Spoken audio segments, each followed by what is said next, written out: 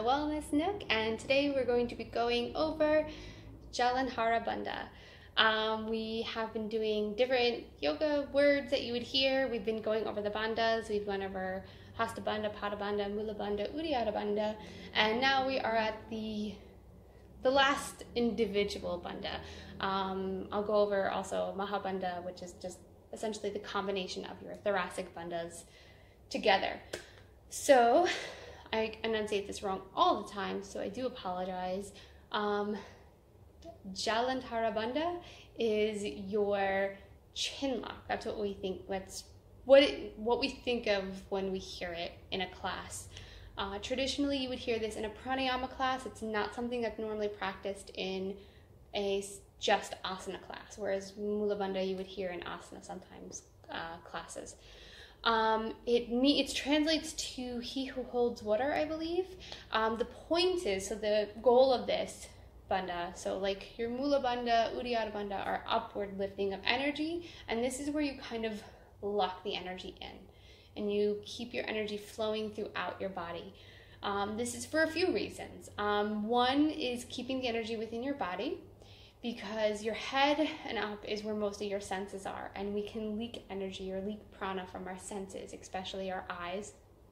And then as well, they say that the energy that comes directly in through your crown chakra, I'm totally blanking on the Sanskrit name, apologies, is more pure. So it keeps that in your brain, which is also why headstands are good and stuff like that. So it's another reason that this lock kind of keeps that energy there, this energy here, and keeps, the prana within you.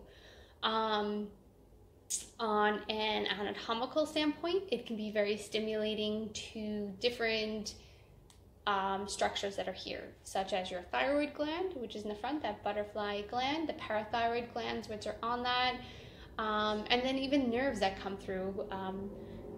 Most notably cranial nerve 10, your vagus nerve, or the wandering nerve, which is your longest cranial nerve, and that travels throughout your body and does a lot of your basically autonomic stuff. So it's your parasympathetic nervous system, so it's that rest and digest kind of nervous system. So basically when you're stressed out, you shut that off, so this is going to help relax it, turn that on, get everything going in your body that needs to be going. It's a commonly done incorrectly bandha, even for myself, because I think we just don't practice it very often. You would practice it in pranayama. Some people have said, when I was researching for this, about doing it when you're doing shoulder stand. I would disagree strongly. During shoulder stand, you want to keep your chin off of your chest if you can. Obviously, if you're a woman, this is not a struggle of mine, your tissue of your chest comes to your chin. Can't do much about that. You can only make your neck so long, but you do not want to actively be thinking about meeting those points. You want to think more about keeping the structure open, because you've got weight on it. From this angle, you don't have weight crushing onto your, your larynx or anything where you need, to be able to access it. So I would not do this in shoulder stand or any asana that I can think of off the top of my head. It's a practice that you would accompany with pranayama, breath work. I would think about it like with Kapalabhati breath. I do this a lot, or you're after your final exhale, you completely exhale, then you come into this lock, you hold it, you wait for your call to inhale, you release the lock, and then you inhale. You don't want to overhold.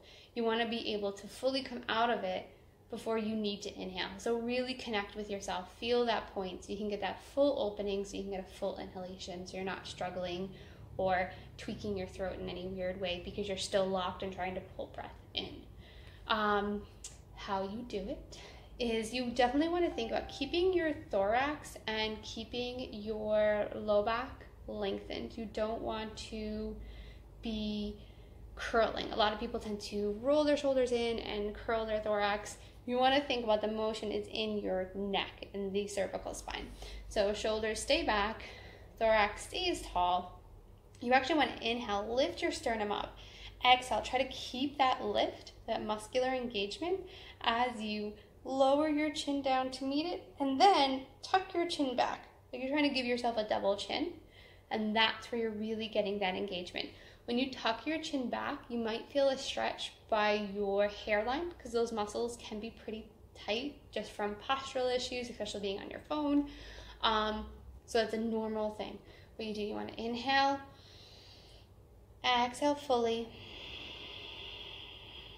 calm down and up. And you're waiting for the call to inhale, and then you come out of it the same way you did. You went into it, and then you fully inhale.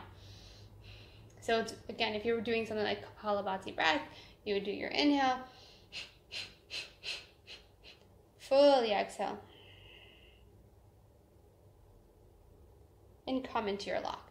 Then come out of it when you feel the call to inhale, then inhale fully.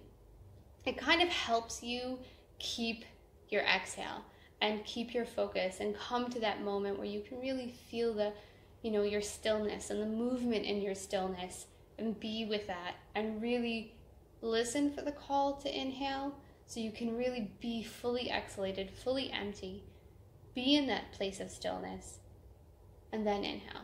And it's actually really beneficial. Sorry about that, video completely cut out and just realized it now. Just completely, you can benefit from your stillness and feeling that moment of stillness in this lock. Hopefully you enjoyed this video. If you did, you can like us, subscribe, follow us on Instagram, and I will see you guys next time. Thank you for joining, and thank you for your patience with my poor video quality.